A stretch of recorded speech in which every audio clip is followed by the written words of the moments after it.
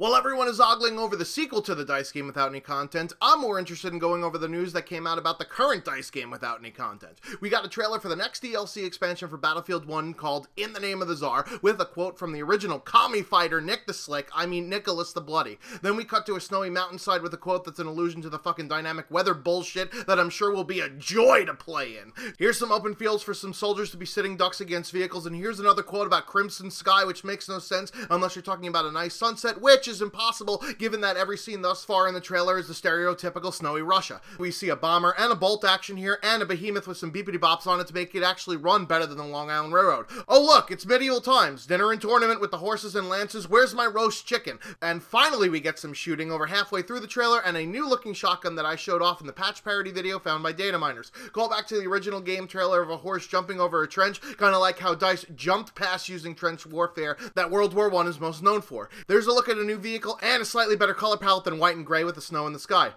Anyone getting hungry for a kebab? Instead of "Get over here" from Scorpion, it's more melee action in a shooter game with a spear and the knife. Wait, didn't it say your heart will be as it was on fire even though this dude gets stabbed in the lower back and neck? It's too bad those with premium will have to wait till fucking September to actually get some new content in a game that's already bleeding players like the Garden Orange is the new black. Fuck, my bad. Spoiler alert, people. So, as far as the marketing speak, claim at the end of the trailer that this is the most extensive expansion ever until you remember that Bad Company 2's Vietnam was almost a complete overhaul of the game. DICE provided some more details in a blog post.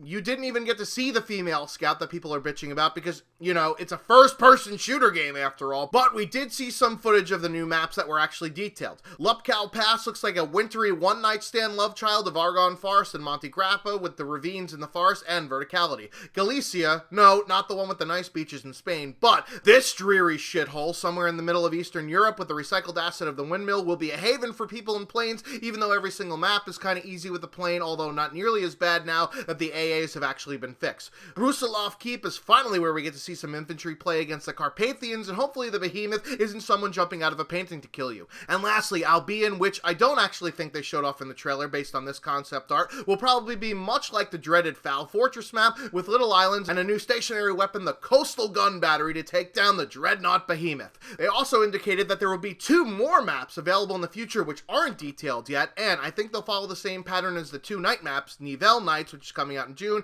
and Prise de Tahor in July for They Shall Not Pass owners. More on that stuff later, as there's even more DLC shit to talk about. Finally, we got some additional screenshots of the all-female Battalion of Death, and they look more like palette swaps of Jawas from Battlefront, not surprising given what they did with the Trench Raider for the They Shall Not Pass DLC. DICE also gloats about bringing the biggest army and largest front into the game, but then you wonder why it wasn't included in the base part of the game if it was that big of a fucking deal. Of course, it wouldn't be a DLC without new weapons, and there are 11 new weapons, and they specifically call out the Mosin Nagant M91, which might have been that bolt action in the trailer, but there were also 2 additional weapons shown off in the trailer, including this LMG and the shotgun. I'm sure that the 11 new weapons are really just 5 new weapons with 2 variations of each because that's how DICE rolls. There will also be additional palette swaps of panic items, melee weapons, that aren't counted in that 11, and you'll get a new M12 grenade, which people will bitch about the spam of that once it goes live, but at least I won't have to constantly equip my gas mask anymore. There's also some new vehicles, as we saw a new bomber plane, and this car on steroids here that perhaps Tupac and Biggie should have been riding in, along with the new stationary turret on the Albion map, and the Hussar Cavalry to finally get some variation in the horse riding, aside from a sword the size of a tree trunk in terms of hit detection.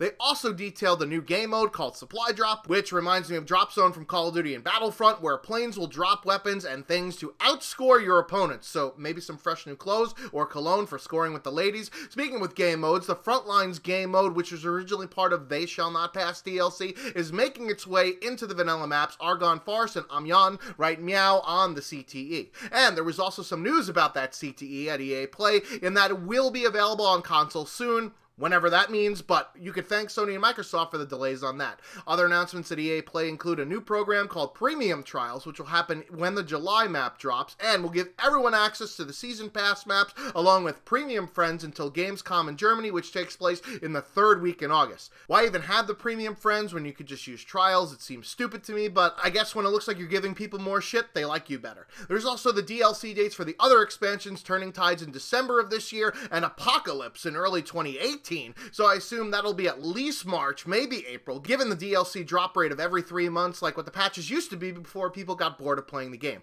Anyways, that's going to do it for the Battlefield news. I've been the Schwantz27, out like the Predators. Until next time.